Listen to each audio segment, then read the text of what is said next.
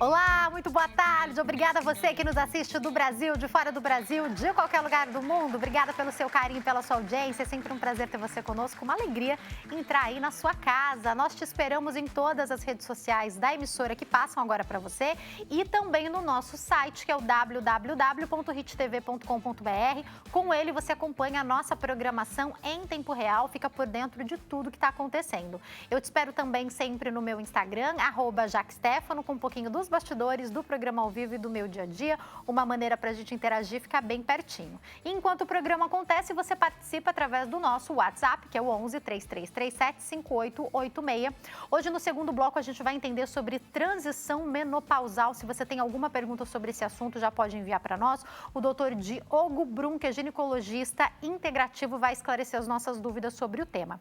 E nesse bloco, a gente vai entender mais sobre os estigmas, sobre os transtornos mentais. Quem fala conosco sobre esse assunto é a doutora Sabrina Slivinskis, que é psicanalista e terapeuta ocupacional. Tudo bem, doutora? Tudo bom. Slivinskis. Olha, que bonito esse sobrenome, gente. Doutora, prazer te receber aqui, viu? Prazer é todo meu. Obrigada pelo convite. Falando sobre um assunto tão interessante, doutora, a gente sempre recebe aqui psiquiatras, psicólogos, terapeutas, que falam que apesar da gente ter evoluído muito, ainda há muito preconceito e vários estigmas em torno dos transtornos mentais. Por que isso, doutora? Eu acho que quando a gente fala de estigma, é até legal pensar o que é o estigma, né? Até a origem da palavra, né, vem lá da Grécia Antiga, quando colocavam nas pessoas alguma marca física, né? Então, um corte, uma tatuagem, uma queimadura, alguma coisa para identificar. Ou quem tinha alguma doença contagiosa, ou quem tinha cometido algum crime, alguma coisa fora da norma e dos costumes ali esperados, né?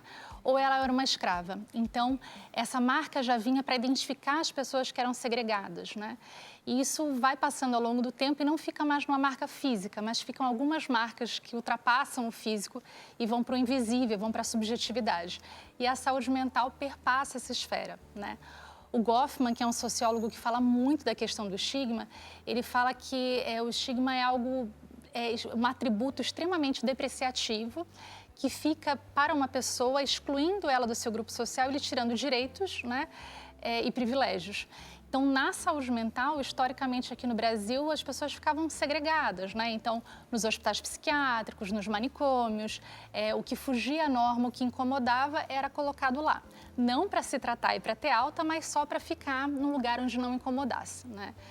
E, logicamente, isso evoluiu, né? E hoje em dia a gente entende que isso não era um tratamento, era só uma forma de segregação. E hoje, né, o acompanhamento em saúde mental, o cuidado em saúde mental é na comunidade, de uma outra forma. Porém, esse estigma, né, remontado lá de trás, ele acaba ficando. Então, é como se quem tivesse algum transtorno mental, né? E aí ficam esses estigmas, né, do não tem voz, né, não sabe o que diz, não tem capacidade, não tem possibilidade. E isso vai se perpetuando. Então, desconstruir isso é muito importante. Doutora, e ainda há preconceito, estigma e dificuldade para a primeira procura de um apoio? Com certeza. Um dos estigmas mais difíceis são o autoestigma, né? A autopercepção, a subjetividade que o sujeito tem dele próprio. Então, às vezes, né, quando é no outro, mas é o outro tem um problema. Quando eu consigo perceber que, na verdade, também é comigo, às vezes é algo doloroso, né? É um processo de construção e amadurecimento dessa ideia.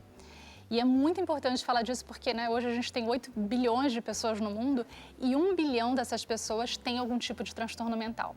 Então, é muito mais recorrente, muito mais comum do que a gente imagina. Então, se perceber nesse processo é algo extremamente importante. Doutora, e além dos transtornos mentais, tem o que acontece com a gente dependendo da situação que a gente vive. A minha avó faleceu ano passado e nós éramos muito próximos, muito apegados a ela. E eu lembro que chegou um momento que eu falei, pela experiência que eu tenho das minhas entrevistas, dos psicólogos que vão ao programa, eu acho que tá demais. Acho que já tinha passado 3 meses e todo santo dia a gente chorava, eu e minha mãe. Eu falei, eu acho que eu tô exagerando. Chegou a hora de procurar uma ajuda psicológica. Então, entender. E daí, até foi muito importante para eu entender que o primeiro ano inteiro é um ano mais difícil mesmo, que todas as primeiras datas vão ser mais difíceis. Então, se perceber e falar, peraí, isso aqui não tá legal, não acho que tá bom, preciso procurar uma ajuda. Isso é muito importante também, né, doutora? Muito, muito. Eu sempre falo, né, que às vezes quando a gente quebra um braço, a gente faz um raio-x, a gente faz um exame de imagem e a gente consegue traduzir para o outro onde está a nossa dor. A gente fala, olha, é aqui que machucou, é aqui que eu estou sofrendo, é aqui que está doendo. Na saúde mental é algo muito subjetivo. Eu não tenho como fazer um exame de imagem, mostrar para o outro onde é a minha dor e de que forma é a minha dor, né? Então, essa tradução é algo que o outro precisa estar aberto, né, e pronto para ouvir. E aí sim conseguir ser empático e compartilhar essa dor, compartilhar esse apoio, né? Mas é exatamente isso que você falou, é importantíssimo, né, conseguir se olhar e identificar, olha, daqui eu imagino que realmente é algo que já está saindo um pouquinho do esperado, eu preciso me cuidar, eu preciso olhar para a minha dor, é super importante. Doutora, seria importante a gente ensinar isso já para as crianças? Eu tenho um filho de 7 aninhos, eu já contei aqui no programa que meu marido hoje trabalha, e às vezes ele está viajando, ele ficou fora esse mês. E o meu filho teve um dia, tem 6 anos, ele virou para mim e ele falou assim, mamãe, tô sentindo uma coisa aqui, daí eu fico pensando no papai. Eu falei, filho, isso é saudade, você quer chorar um pouquinho? Chora com a mamãe, vamos ligar pro papai. Então, deixar as crianças, e é um menino, né, também terem sentimento e entenderem que às vezes ficam angustiados, que às vezes ficam tristes, isso também é importante. Muito importante, né? Você identificar os sentimentos, dar nome para os sentimentos, né? E conseguir falar sobre a dor, sobre o sofrimento de uma forma geral. Eu acho que na nossa cultura a gente veio evoluindo nesse sentido, você falou, né, que é um menino. Para os meninos ainda era um pouco mais difícil, né? Uma cultura há um tempo atrás também tinha esse estigma, né? Homem não chora, menino Exatamente. não chora, né? Não, engole o choro, não pode falar sobre isso. Como se o homem não tivesse direito à fragilidade, né? Então é importantíssimo, desde criança, já falar o quanto pode chorar, pode falar, pode sentir saudade, pode identificar os sentimentos e falar para o outro, né? Então isso é importantíssimo. Inclusive nas escolas tem um trabalho grande com o estigma relacionado ao bullying, né? Hoje em dia é um problema seríssimo. A gente acabou de passar, né, por um problema sério vinculado nas redes sociais de violência, né? Enfim, então acho que é importante, né, desde pequeno já desconstruir esses rótulos, né, desconstruir esse imaginário que se tem, né, do que é o transtorno mental ou do que é cuidar da saúde mental. Agora, doutora, junto a isso também, desde sempre a sociedade entender, eu acho que essa é uma luta nossa, para viver e lidar com quem é diferente. Então, uma pessoa que tem um transtorno mental ou que tenha qualquer condição atípica, frequentar uma escola, uma faculdade regular, estar na sociedade com outras pessoas, é exatamente o que você falou. O que acontecia antigamente? As pessoas não eram colocadas em manicômios para se tratar, elas eram colocadas para ficar à margem da sociedade, para não dar trabalho, para não estar numa festa, para não estar num evento. Não, a gente já entendeu que não é assim. Mas como a gente lida em sociedade com isso, doutora? Eu acho que, até parabenizar o programa por ter escolhido esse tema, porque acho que esse é um dos pontos, né? Fazer uma psicoeducação, falar sobre o tema é extremamente importante, é de grande relevância, porque você desconstrói mesmo, né, esses estigmas que vão ficando. Mas outras coisas são importantes, né, de você garantir, fomentar legalmente, né, juridicamente, direitos para essas pessoas, né? Então, direitos, né, de acesso tanto no ambiente escolar, quanto no ambiente acadêmico, quanto no ambiente de trabalho. Então, pensar em estratégias, né, tanto de emprego apoiado, quanto acesso ao mercado de trabalho, desconstrução desse estigma que fica, né, do que uma pessoa que tem um transtorno mental não pode ser um excelente funcionário, um excelente trabalhador, um excelente aluno, um excelente universitário. Então, acho que falar sobre isso é extremamente importante, mas garantir o acesso a essas pessoas por direito é também, né, um acesso que tem que ser garantido. Doutora, quando a gente fala de alguns transtornos de aprendizagem ou mesmo do transtorno de espectro autista que a gente tem ouvido falar mais, graças a Deus essas mães não têm mais se escondido, têm conseguido sair com seus filhos, ir ao shopping, ir a uma festa, ir a um evento, mas ainda assim, muitas vezes, a mãe não sabe o que fazer. Porque vamos imaginar que boa parte dessas crianças tem dificuldade com estímulo muito intenso. E daí tá ali numa festa, na hora do parabéns, às vezes é melhor aquela criança não estar. Como a sociedade pode ajudar situações como essa, doutora? Eu acho que quanto mais a gente fala do tema, mais a gente está pronto para identificar e apoiar algumas singularidades, né? É que nem digital, né? Cada uma tem a sua, não tem igual. Então, nós também temos funcionamentos muito singulares, né? E é importantíssimo a gente conseguir respeitar a singularidade do outro, estar pronto para essas singularidades aparecerem, acolher esses espaços. Então, a gente vê hoje, né, mesmo nesse funcionamento mais urbanoide, o aeroporto, né, o estádio de futebol tem feito algumas salas, né, sensoriais para acolher justamente uma possível crise, uma possível desregulação, de conseguir acolher essas pessoas, de produzir um ambiente mais acolhedor, com menos estímulos que desorganizam, né, que desestabilizam. Então, acho que nesse sentido a gente tem conseguido ampliar um pouquinho, limpar mais as nossas lentes, né, de enxergar o outro não dentro de uma norma, né, dentro de todos são iguais, não somos todos muito diferentes, né? E que o mundo consiga contemplar as nossas diferenças. Já, se der tempo, eu quero falar sobre depressão e ansiedade, mas antes, doutor, eu queria falar sobre alguns transtornos que são bem pontuais, como a esquizofrenia. É possível, com o tratamento com o psiquiatra e terapêutico, inserir pessoas com problemas como esse na sociedade? Ah, com toda certeza, né? Entre o branco e o vermelho tem infinitos tons de rosa, né? Quando a gente às vezes fala de um diagnóstico, a pessoa fica muito presa àquele diagnóstico como se toda a esquizofrenia fosse algo extremamente grave, incapacitante, limitante, e isso é um mito que precisa ser desconstruído, né? As pessoas fazendo um acompanhamento, né, correto, tendo possibilidades dos seus direitos garantidos na comunidade, na sociedade, na família, na mesa do almoço, no banco do trabalho, no banco da faculdade, com certeza é muito possível de ter uma vida com uma qualidade incrível, né? E é importante falar isso porque nos países que têm uma maior dificuldade dessa inserção, a gente tem uma dificuldade na longevidade. Então, pessoas que têm transtornos mentais graves, severos e persistentes, elas têm uma estimativa de vida de 10 a 20 anos menor do que as pessoas que não têm um transtorno grave, né? Então, se a gente possibilita, se a gente fomenta recursos para uma sociedade mais inclusiva, isso também impacta, né, na longevidade, na qualidade de vida desse sujeito. Doutora, quando a gente fala dessa característica de menos anos de vida para essas pessoas, a gente não está falando que isso é necessariamente relacionado à doença, tem a ver com a qualidade de vida dessa pessoa, é isso? Exatamente, né? Porque o transtorno em si não vai provocar algo diretamente a uma condição orgânica ou clínica, mas as condições que essa pessoa passa na vida, né, as condições que ela é submetida ou da forma que ela vive a sua qualidade de vida, impacta diretamente, né? E até a própria autopercepção que ela tem da sua condição de saúde também pode impactar na sua condição clínica, né? Por isso que é importantíssimo desconstruir o estigma. Até a Organização Mundial de Saúde hoje, ela tem um olhar muito grande para o estigma, porque ela sabe que impacta diretamente na saúde como um todo. Por isso que eu sempre digo aqui que, como jornalista, a gente sempre teve uma orientação da Organização Mundial da Saúde para não falar basicamente sobre suicídio, por exemplo. E daí eles se pronunciam pedindo a ajuda da mídia. Tem uma maneira certa da gente conduzir bate-papo sobre esse assunto, como agora a gente está fazendo, mas a gente tem que falar sobre o tema sim, porque, por exemplo, no Brasil o número sobe, a idade de pessoas que tentam cometer diminui, e se a gente não falar sobre o tema, a gente não instrui, né, doutora? Você falou um ponto extremamente importante agora, né? A Organização Mundial de Saúde é isso, ela tem uma cartilha, né, de orientações para os profissionais de mídia, né, como um todo, como a comunicação trabalhar a questão do suicídio. E é muito importante que isso seja seguido, porque o foco, de fato, é a prevenção e a promoção, né? Da gente conseguir, quando fala sobre o tema, falar sobre isso não é um tabu, que precisa ser falado, que quanto mais a gente fala sobre isso, mais a gente consegue auxiliar e apoiar pessoas que às vezes estão com um pensamento, né, mais envolvido nessa temática, e a gente consegue estar junto.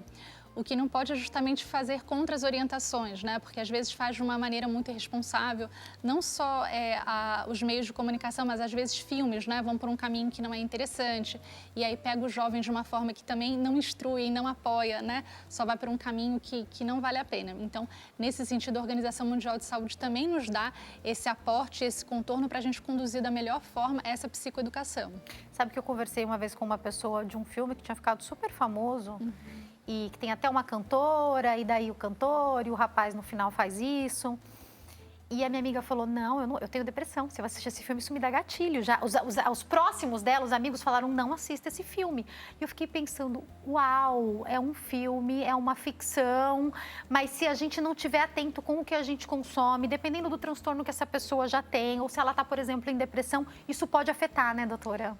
Sim, e o estigma também, né? Hoje em dia, por exemplo, a gente tem aqui no Brasil essa desconstrução, né? E até por isso que eu estou aqui falando sobre isso, é isso, temos falado sobre isso.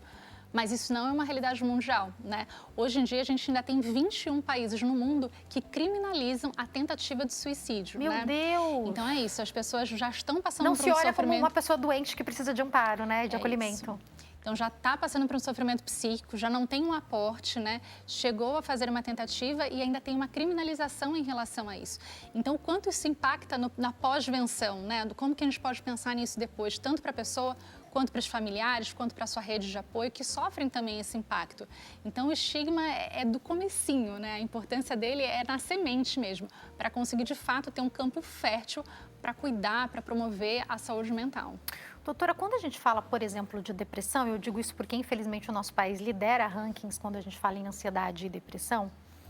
Eu lembro que eu acompanhei, tive uma amiga que eu acompanhei de perto, e ela falava assim, que quer me derrubar, falarem assim, mas você tem um filho tão lindo, você tem uma casa tão boa, o seu marido é tão bacana, como que você não consegue sair dessa cama? Porque ela disse que quando ela ouvia isso, ela se culpava ainda mais.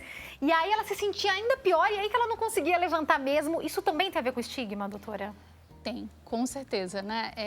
Essa ideia da saúde mental como uma fraqueza, né, é algo que vem lá de trás também, né? Então, é muito importante a gente desconstruir essa ideia, porque muitas vezes a condição é inerente ao desejo do outro, né? Então, quando tem uma depressão de fato profunda, grave, a pessoa às vezes ela tem uma avolia, né? Uma falta de vontade, uma falta de desejo, uma falta de perspectiva. Eu sempre falo que é como se a vida ficasse quase em preto e branco, né? Não tem mais o colorido, não tem o cheiro, não tem o que impulsiona o amanhã, né? E nesse momento é importantíssimo que a gente entenda que é uma condição muito grave que precisa ser cuidada. E não adianta falar, vamos lá, vamos levantar, isso é falta de vontade, né? Porque não é assim que funciona. De fato, é algo que precisa de muitos outros cuidados. Assim como a dependência de substâncias psicoativas, por exemplo, né? O uso de álcool ou de outras drogas, quando a pessoa fica dependente num quadro de dependência, às vezes as pessoas entendem como uma questão muito mais moral, né? E não entendem, às vezes, que tem um sofrimento que precisa ser cuidado também, né? Então, esse amparo, essa desconstrução do estigma impacta diretamente no acesso a essas pessoas e dessas pessoas entenderem que tem um caminho de cuidado a ser seguido, né? Que ela não precisa, de fato, achar e colocar mais uma culpa, né? Dentro desse processo já tão sofrido, tão dolorido. Então, é importante que você está falando também, doutora. Eu conversei recentemente com uma moça e ela estava me contando... Onde eu vou, as pessoas me contam a vida delas inteira. E daí ela tava me contando isso. Por quê? Porque eu acho que eu vou tirando sem querer da pessoa, vou conversando. E ela tava me contando que o marido dela usa drogas e nesse momento ele tá numa clínica de reabilitação. E daí ela falou assim, mas eu acho que não vale a pena porque ele que escolheu. Eu falei, calma, agora ele tá doente, ele realmente escolheu entrar. Mas você precisa que ele saia dessa clínica recuperado e o que ele fizer a partir daí pode sim impactar numa decisão. Mas se você escolheu estar com ele nesse momento, pensa que agora ele está sendo tratado, que é uma condição. Porque também, tudo bem, eu não estou falando que a pessoa não escolheu entrar, são N motivos que podem fazer entrar, mas até esse olhar para um dependente também é importante, não é, doutora?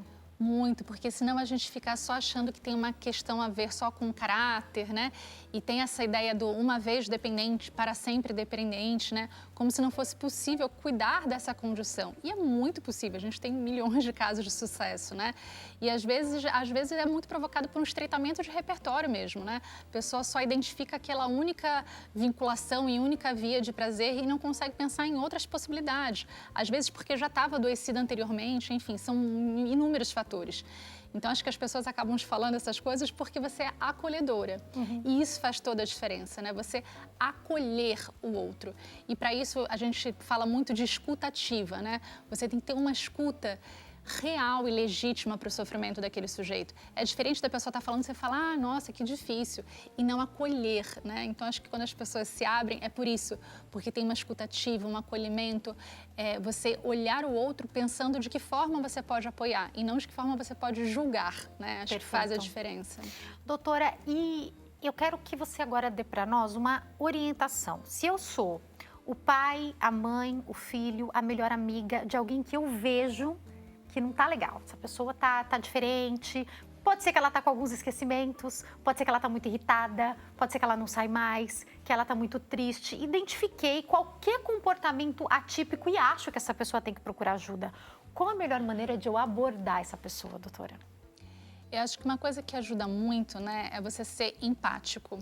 Então, você demonstrar empatia, né, e querer tentar entender como é o outro, né, como está sendo a dor, o sofrimento, para essa pessoa conseguir partilhar. Ao invés da gente chegar com esse olhar mais impositivo, né? Olha, tenho percebido que você não tem feito tal coisa, você tem que melhorar isso, você tem que se estimular. Ao invés dessa cobrança, é a gente só colocar, olha, eu tenho percebido que isso está diferente, você quer partilhar comigo? Não quer partilhar comigo, você quer partilhar com uma outra pessoa? Posso te levar para um profissional para pensar junto com você? Tem alguém que você se sinta mais confortável? Então, é tentar encontrar com o outro, né?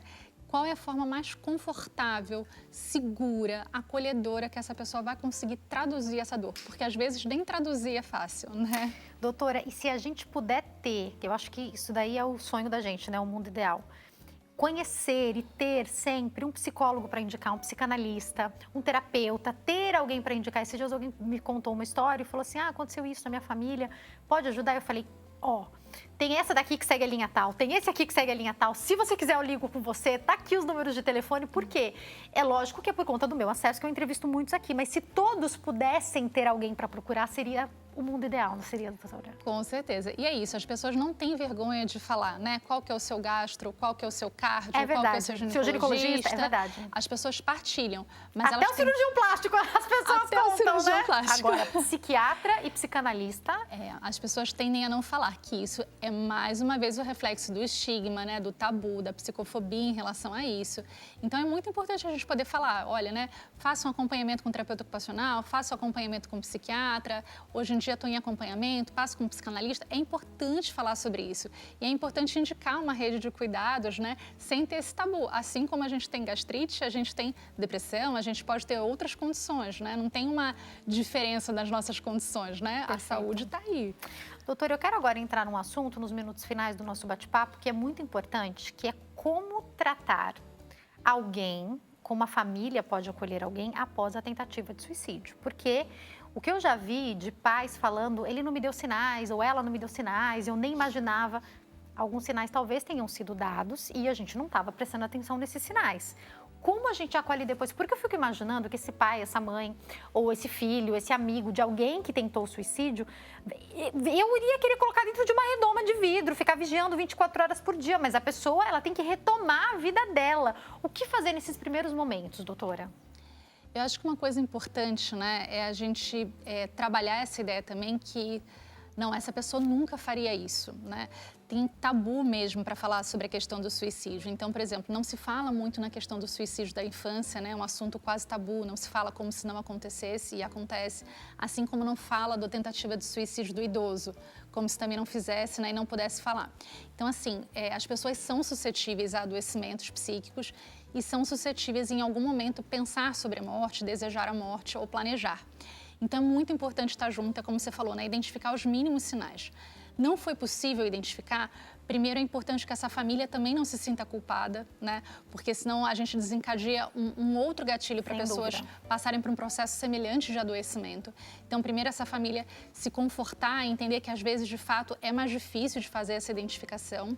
E para quem fica, é legal passar por um profissional para identificar em que momento está essa pessoa, né? Se ela tem um planejamento mais estruturado, se é só um pensamento, se é algo que ela já identificou como não é mais o desejo dela, isso mudou, ou se isso permanece. Então, é importante uma avaliação profissional até para direcionar qual que é a condição do cuidado nesse momento. É um cuidado mais intensivo? É um cuidado que essa pessoa precisa ficar nesse momento mais em casa? Ou dá para ela retomar as atividades gradualmente? Por isso que é importante alguém para dar o tom. Cada caso vai ser um caso, né? Vai também com o psiquiatra, vai precisar de medicamento, não vai. Exatamente. Essa terapia vai ser uma vez por semana, vai ser mais de uma. Isso tudo tem que ser organizado com os profissionais, né? Com certeza. Doutora, eu tenho que encerrar nosso bate-papo. Vou deixar para quem quiser entrar em contato o Instagram, que é @terapeuta Sabrina Slinviskis. Consegui agora. E tem o site www.terapeutasabrina.com. Tá passando aí pra vocês exatamente como se escreve pra você encontrar. Depois também vai estar lá no nosso Instagram, o Instagram da doutora, tá? Doutora, foi um prazer te receber aqui. Muito obrigada. Eu vou me preparar pra dar um recadinho e pra gente finalizar, a gente não pode, eu acho que é finalizar esse bate-papo sem eu te perguntar quais os sinais de alerta, quais aqueles sinais, eu até citei aqui alguns que eu acho que são importantes, que são sinais para a própria pessoa pensar, peraí, eu acho que eu preciso procurar um profissional. Quais seriam os principais sinais? Por favor, doutora. Eu acho que uma coisa que é importante é identificar quando tem uma variação muito grande do seu funcionamento mais basal, né? Então, se a pessoa fica mais entristecida do que o comum, perde a vontade ou o prazer de fazer suas atividades cotidianas, começa a ter um isolamento maior ou começa a ter comportamentos muito diferentes, muito abruptos do que ela está acostumada. Então, acho que nesse sentido é muito importante a gente identificar esses sinais e poder fazer um encaminhamento cuidadoso nesse sentido. E agora eu vou para o intervalo, daqui a pouquinho eu tô de volta, não saia daí.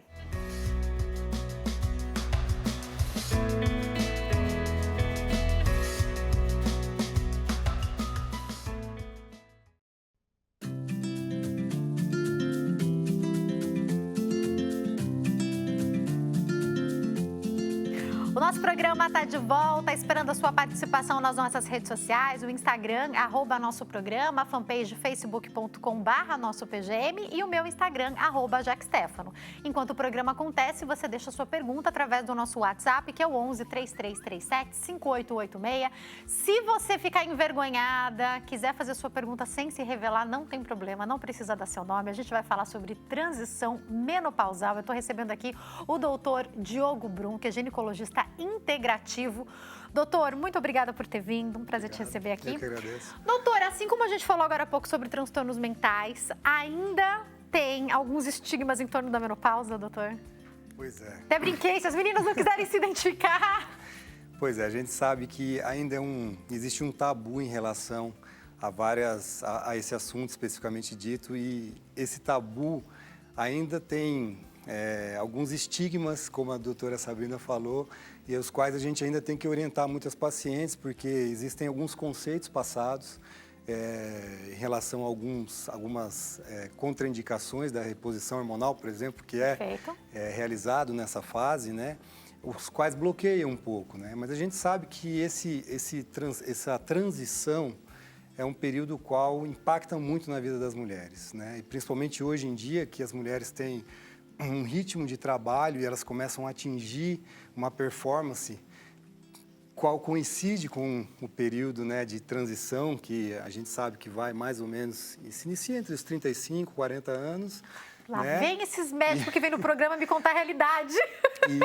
E cada mulher tem a sua individualidade, né? A média da menopausa no Brasil, nas brasileiras, é entre 49 anos, entre 48 e 49 anos, mas os sintomas começam muito antes, né? Pois é, o senhor está falando de 35 a 40, aí já podemos chamar de transição menopausal? Isso, é o período em qual a gente começa a ter um declínio na produção hormonal, né, orquestrada pelo ovário, que é o principal órgão que nos faz, né, a produção, principalmente do estradiol, que é o nosso principal hormônio, mas não o único, né? Então, essa falência, digamos assim, ou essa diminuição de estímulo, ela se inicia por volta dos 35, continuamente, aproximadamente dos 40 anos.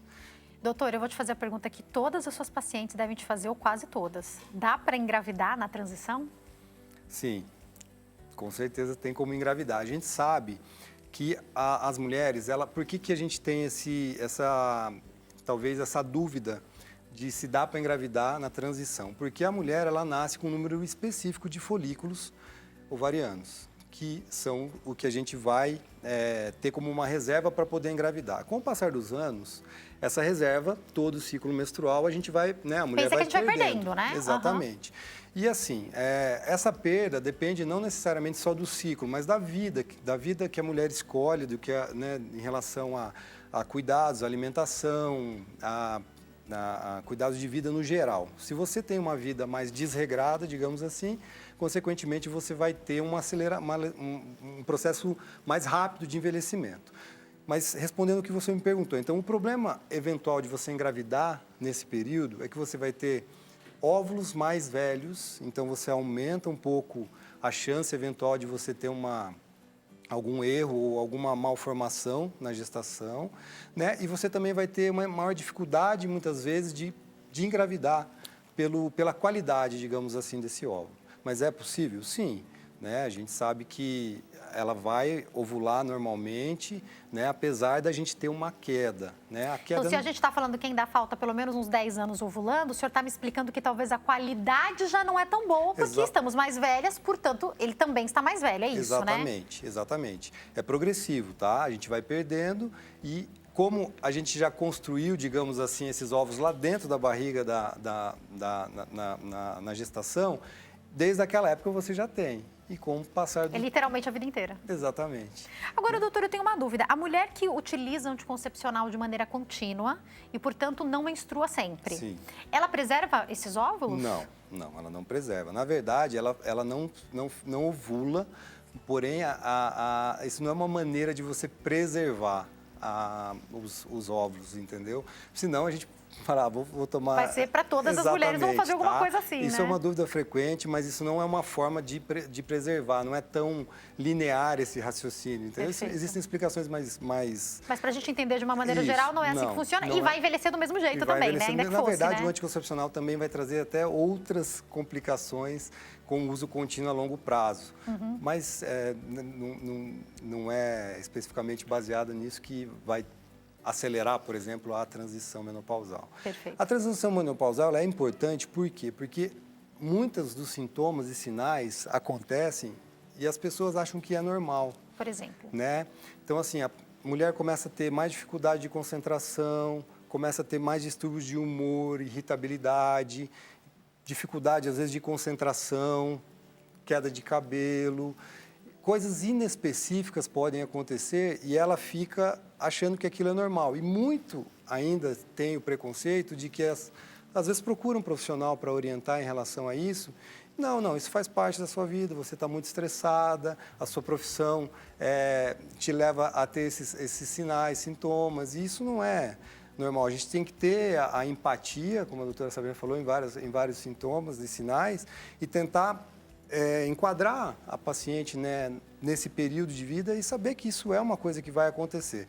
Como eu disse, o processo de transição até chegar na menopausa, ele é um processo longo. Em algumas mulheres demora 15 anos, né? Começa aos 40, vai até os 55. Pode aparecendo algumas falhas na menstruação? O que pode acontecer? A irregularidade menstrual é um sintoma que também, e às vezes pode ser até o principal, digamos, busca ao é o sinal que a gente ginecologista. identifica, né? Fala, pô, doutor, minha menstruação já não é mais com a mesma ciclicidade, ou às vezes aumenta o tempo, ou até diminui o tempo, isso pode ser um sinal e sintoma. E, então, são coisas muito inespecíficas na relação de diminuição, digamos assim. Algumas mulheres tendem a ter um pouquinho mais de depressão, né? E isso impacta na vida diretamente das mulheres, né? Hoje em dia a gente sabe que as mulheres são super produtivas, têm cargos super importantes, e então é importantíssimo que a gente identifique e ajude, né, da maneira e dependendo muito individualmente de cada pessoa. Doutor, se tem uma coisa que a gente tem tentado retomar, eu percebo isso, é que a mulher tenha, por exemplo, no seu ginecologista, o seu médico de confiança, que muitas vezes é aquele que identifica e fala, olha, acho bom você procurar o profissional X ou Y, e é o que acontece com a maioria de nós. Infelizmente, quando a gente pensa no SUS e no todo, a gente sabe que muitos exames que são importantes vão começar a ser feitos só a partir dos 40 anos. E quando a gente pensa que entre 35 e 40, essa mulher já pode ter uma queda nos hormônios, já pode ter sintomas que ela não está percebendo, está engordando, comendo a mesma coisa, está se estressando a mais, está entrando numa depressão, não seria interessante que alguns desses exames, pelo menos os hormonais, começassem a ser feitos um pouco antes? Essa é uma pergunta interessante, por quê? Os exames, eles realmente nos ajudam e eles trazem bastante informações nesses períodos. O que a gente tem sempre que explicar para a paciente, porque o que acontece? Como o ciclo ovulatório da mulher, como o próprio nome diz, é um ciclo, quando a gente faz a dosagem hormonal, aquilo é como se fosse uma foto específica daquele dia e daquele momento, né? Então, assim, as variações hormonais, elas podem eventualmente não nos mostrar nos exames, porque você tirou eventualmente aquela foto no período em que ele estava normal. Então, o que a gente se baseia muito na clínica, Mas, obviamente, que essa pergunta, e isso está no contexto do atendimento nosso. A gente solicita e eu acredito que isso deveria ser feito, sim. Tá? Por quê? Porque, eventualmente, você pode fazer um traçado como se fosse um histórico dessa paciente. Vamos ver o que vai mudando nos últimos Exatamente, anos, né? Tá? Porque como isso pega muita gente, porque muitas vezes a gente vai, e isso às vezes o profissional usa contra o paciente. Olha aqui, ó, você não está tendo nada, está tudo bem com seus hormônios, entendeu? Então, é nesse sentido que eu acho que o tema é muito interessante. E até para decidir se esses exames vão ser feitos ou não, então, de repente, uma paciente sua com 35, 36 anos, na análise clínica não tem nenhuma queixa, o senhor pode olhar e não sentir necessidade de fazer esses exames agora, como, de repente, uma com 35 está fazendo algumas reclamações, 34, o senhor fala, peraí, vamos dar uma olhadinha nisso aqui? Isso é o médico na análise clínica que tem que decidir, é isso, né? Sim. Por exemplo, como a gente estava retomando, a paciente chega falando assim, doutor, eu estou tendo um calor diferente do que eu estava tendo. Tem muito distúrbio de sono, né? As pacientes que se queixam que começam a dormir um pouco pior do que dormiam anteriormente. Doutor, eu estou tentando emagrecer e tenho uma dificuldade danada, eu percebi que a minha barriga cresceu um pouquinho. Então, são sinais e sintomas que já começam a nos dar indícios de que ela pode estar tendo uma baixa do estradiol, principalmente.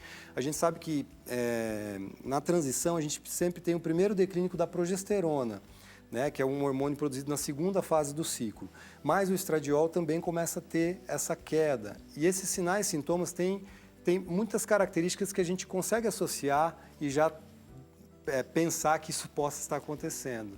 E a gente faz isso muito com a história clínica da paciente. A gente sabe que as pacientes que dormem mal têm uma aceleração nesse processo de menopausa. As pacientes que têm uma alimentação à base de produtos industrializados, por conta de muito conservantes, as sedentárias, pessoas obesas, ou seja, a gente fala hoje em dia, quando fala de medicina integrativa, a gente fala muito nos fatores que transcendem a genética. Existe até um conceito novo que a gente chama de epigenética, ou seja, são fatores que a gente define. Então, a minha qualidade de vida define do que eu faço. Então, quando a paciente às vezes chega lá no meu consultório e fala assim, doutor, eu vim aqui porque eu quero que você me ajude. Eu falo assim, olha, eu tenho uma notícia boa para te dizer. Eu posso te ajudar, mas e a notícia ruim é que isso vai depender de você. Doutor, eu tenho que me preparar para dar um recadinho, eu queria que o senhor falasse justamente sobre isso, porque quando a gente vê até algumas condições genéticas, me parece, eu tenho lido sobre o fato delas serem startadas ou não, de acordo com o nosso estilo de vida. Então, fala um pouquinho sobre isso enquanto eu me preparo para dar um recado, por favor. Sim, claro, claro. Então, pois é, como a gente estava falando, por exemplo, a obesidade, o excesso de comidas de padrão alimentar e qualidade nutricional baixa, o fato de você não dormir, isso tudo acelera o nosso processo de envelhecimento. Sendo assim, a qualidade de vida e esses starts, para que a gente possa ter eventualmente uma doença, a gente está relacionada muito a como a gente se cuida no nosso dia a dia. Chegou a perguntinha do público, vamos conferir. Essa pergunta que chegou para nós é da Maria José de Minas Gerais. Obrigada pela participação, Maria. E ela diz assim, boa tarde, Jaque e doutor Diogo. Quais os sintomas da transição da menopausa? Reitera para nós os principais, doutor. Os principais sintomas são dificuldade de dormir, um sono um pouco mais intercortado, eventualmente alguns calores inespecíficos, labilidade emocional, queda de produtividade, de memória, foco, eventualmente ressecamento dos olhos, das mucosas no geral. Esses são fatores os mais relevantes, digamos assim. Agora, doutor, conta uma coisa. O senhor, né, ou o médico da nossa telespectadora concluiu, olha, realmente você está nessa fase, nessa transição. E agora? O que fazer, doutor? Pois é. A gente tem que identificar primeiramente a idade, né? A idade com os fatores clínicos. O que é importante, digamos assim, para a gente melhorar essa transição? Teoricamente, as orientações já deveriam ter sido vistas desde quando ela era adolescente, ou, né, alguns falam até a mãe dessa paciente deveria já ter hábitos mais saudáveis. Porque a gente sabe que a qualidade de vida, no sentido amplo da palavra, é o que vai fazer com que você tenha diminuição dos sintomas nesse período. Então, ou seja, o sono ele está estritamente ligado na melhora dessa fase, porque quando a gente dorme melhor, a gente produz a melatonina, que é um hormônio que é produzido só quando a gente está bem no escuro, e esse hormônio ele é responsável por fazer um contrabalanço com outro hormônio que é o cortisol, que é o hormônio que nos deixa mais ativo. Ou seja, então quando a gente dorme bem, a gente produz mais melatonina e a melatonina ela faz uma modulação hormonal. Ela é como se fosse, faz a orquestra bater, tocar de uma maneira mais harmônica. Esse seria um primeiro ponto e seria um ponto, para não dizer o mais importante, um dos mais importantes. A segunda orientação que eu daria é que as pessoas têm que tentar entrar nessa fase com ganho de massa muscular ou com músculo de uma maneira, digamos, dentro dos padrões normais. Por quê? Porque a gente sabe que nessa fase o organismo ele interpreta como se fosse um período de urgência. E toda vez que nós estamos na urgência, o nosso organismo fala assim, opa, eu preciso estocar energia. Está vindo alguma coisa de ruim para mim. E essa maneira de estocar energia, ela faz com que a gente libere a insulina, que é um hormônio que vai fazer exatamente o quê? Pegar a nossa gordura e estocar lá na região visceral. Por isso que as mulheres se queixam... Que seria entre os órgãos que a gente fala, né? Que é uma gordura perigosa, né? Perigosa, é a gordura que mais inflama. Por isso que a gente vai começando a reclamar da barriguinha, né? Exatamente. Então, essa queixa da barriga tem muito a ver com isso. Então, geralmente, as mulheres, elas chegam nessa fase com uma massa muscular muito baixa. Então, você tendo músculo, você consegue usar essa insulina de uma maneira melhor, porque o músculo tem muito receptor de insulina. Consequentemente, a gente faz com que a gente tenha um acúmulo menor de gordura. E por que isso é tão importante? Porque esse acúmulo de gordura é o que mais faz aumentar o risco cardiovascular, que é o que mais mata as mulheres no período da menopausa. Que a gente procura ajuda pelo sintoma estético, né? Mas, Exatamente. Na verdade, o médico está preocupado com a nossa vida, né? Exatamente. Então, assim, quando a gente fala de transição menopausal, a gente está preparando, porque a menopausa é uma data, né, já? O que é a menopausa? É quando você fica 1 ano sem menstruar. Então, é um diagnóstico retroativo, né? Então, a transição, ela começa muito antes. Então, muitas pessoas, né, orientam, não, agora eu estou na menopausa. Você já está atrasado pelo menos uns 10 anos para cuidar dessa paciente. Porque quando você está na transição menopausal, é quando você começa a ter uma perda de massa óssea, uma perda de massa muscular, você começa a ter um aumento do risco cardiovascular, que são coisas subjetivas, as quais a gente não tem um sintoma específico, mas que podem diminuir a nossa longevidade lá na frente. Então, se eu já estou na piora, eu tinha que estar na melhora um tempo antes, Exatamente. né? É isso, né? Exatamente. Então, assim... Desculpa, doutor, eu tenho 2 minutinhos para encerrar. Aí eu deixo 2 minutos para perguntar. Repor ou não repor hormônio, doutor? Tudo bem, a gente te traz para um programa inteiro, tá? Não. Mas assim, basicamente... Olha, a grande maioria das mulheres, o que eu posso dizer, elas vão ter benefícios em fazer reposição hormonal. Brevemente falando, a gente pega uma informação de 2002, de um estudo que foi muito mal conduzido, que chama-se WHI, que foi um estudo feito com hormônio de xixi de égua associado com uma outra medicação, né, que é o acetato de medroxprogesterona, enfim. Seleção de pacientes errados e tivemos aumento de câncer de mama, aumento de infarto e AVC nesse estudo, e isso veio de lá para cá como se fosse uma comprovação. Tratando qualquer reposição como vilão, né? Possível vilão. Hoje em dia a gente usa hormônios que a gente chama de bioidênticos ou isômeros, que são moléculas idênticas ao que o ovário produz. Então a gente encaixa esses hormônios nos receptores de uma maneira como se fosse o próprio hormônio. Então, assim, existem contraindicações, por exemplo, pacientes com câncer de mama ou que tiveram alguma biópsia, né, com lesões precursoras de câncer de mama, obviamente que a gente não vai indicar hormonioterapia para essas pacientes. Existem algumas outras contraindicações relativas, mas o que eu posso te dizer é que a grande maioria das pacientes se beneficiam. Até porque, hoje em dia, as mulheres estão vivendo quase até 80 anos. Você já pensou você dos 45 aos 80 vivendo assim? A gente não quer viver mal, a gente quer viver com qualidade de vida. Doutor, eu vou encerrar, passar o seu contato e te convidar para voltar para a gente falar só sobre reposição hormonal. Vamos? Será um prazer. Para quem quiser entrar em contato, o Instagram do doutor @dr Diogo Brum, tá passando direitinho aí para vocês, e tem o Facebook também, Diogo Brum. Doutor, mais uma vez, obrigado, viu? Uma ótima tarde. Obrigada a você também pelo seu carinho, pela sua audiência. A gente se encontra aqui segunda-feira, se Deus quiser. Ótimo fim de semana. Tchau, tchau.